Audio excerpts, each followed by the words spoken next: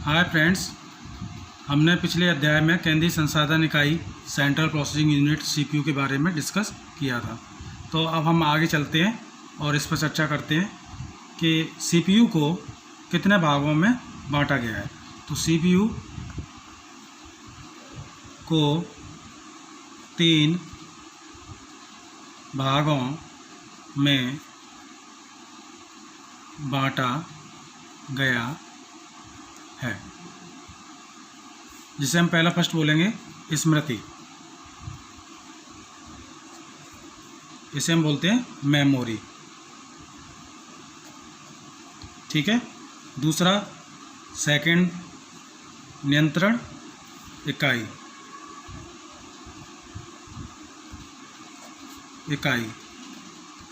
इसे हम बोल सकते हैं कंट्रोल यूनिट। Control unit. ठीक है। थर्ड पॉइंट है हमारा अंगगणितीय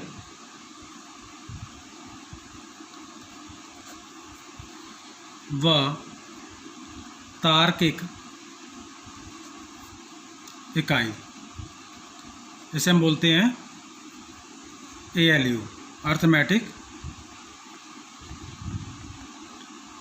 एंड लॉजिकल यूनिट। ठीक है। इसे हम बोल सकते हैं ALU, अर्थमेटिक लॉजिकल यूनिट।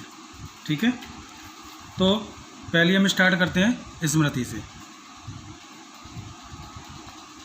इसे हम बोलते हैं मेमोरी। ठीक है। मेमोरी। ठीक है। सीपीयू केंद्रीय संसाधन कंप्यूटर का वह भाग है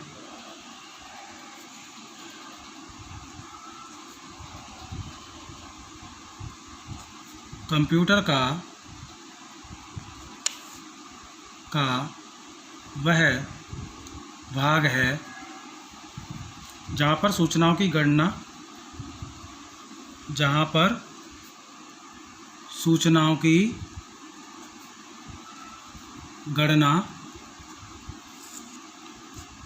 और उनका विश्लेषण किया जाता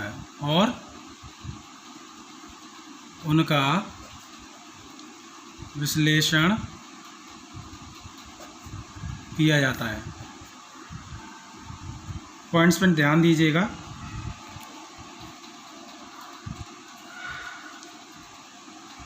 सीपीयू के अंदर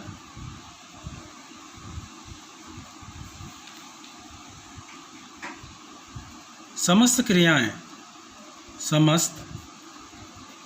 क्रियाएं सर्वप्रथम किस में जाती हैं? स्मृति में, या हम इसे मेमोरी कह सकते हैं।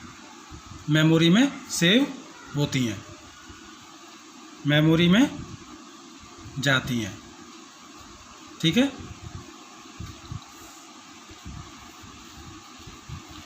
सीपीयू में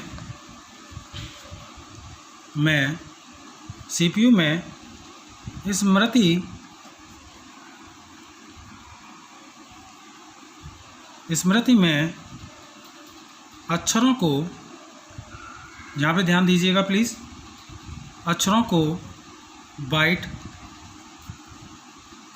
BYTE द्वारा प्रस्तुत किया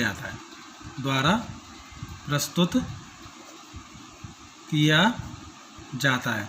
जब हम कंप्यूटर में कोई डेटा सेव करते हैं तो उसे हम बाइट के द्वारा सेव किया जाता है। अगर अपनी स्मृति में जब भी डेटा को सेव करेगा तो वो बाइट के रूप में ही सेव करता है, जिसे हम सेल कहते हैं। सेल के अंदर क्या होता है, एक अक्षर या एक जो स्मृति अक्षर होता है वो इसमें सेव किया जाता है। ठीक है।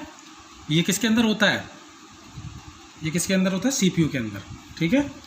अब यहाँ पर हम इसको इस प्रकार भी परिभाषित कर सकते हैं, जैसे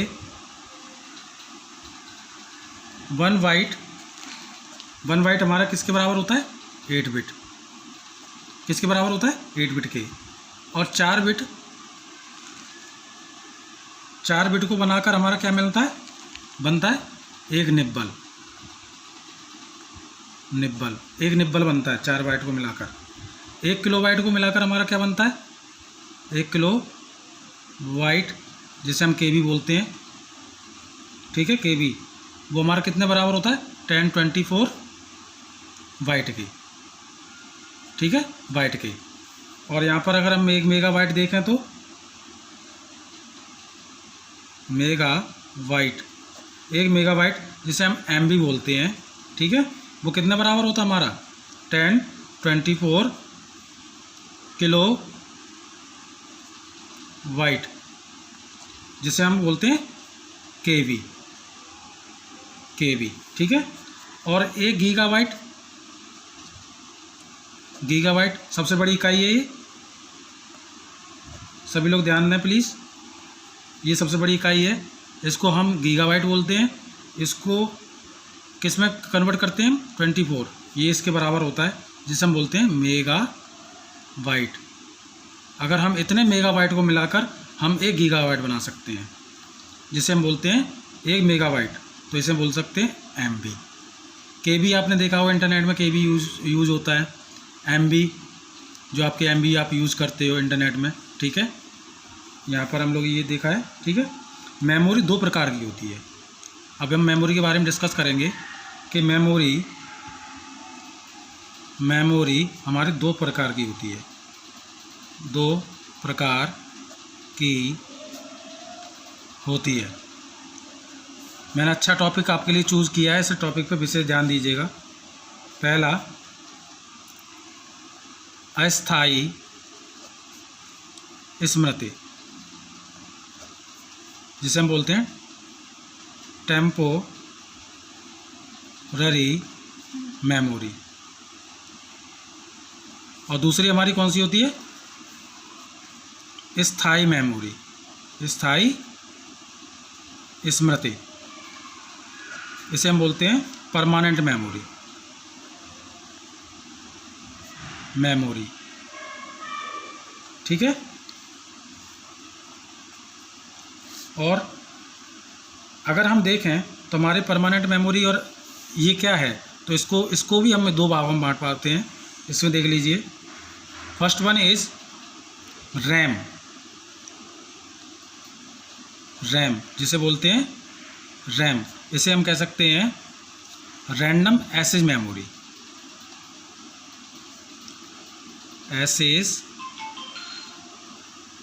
मेमोरी।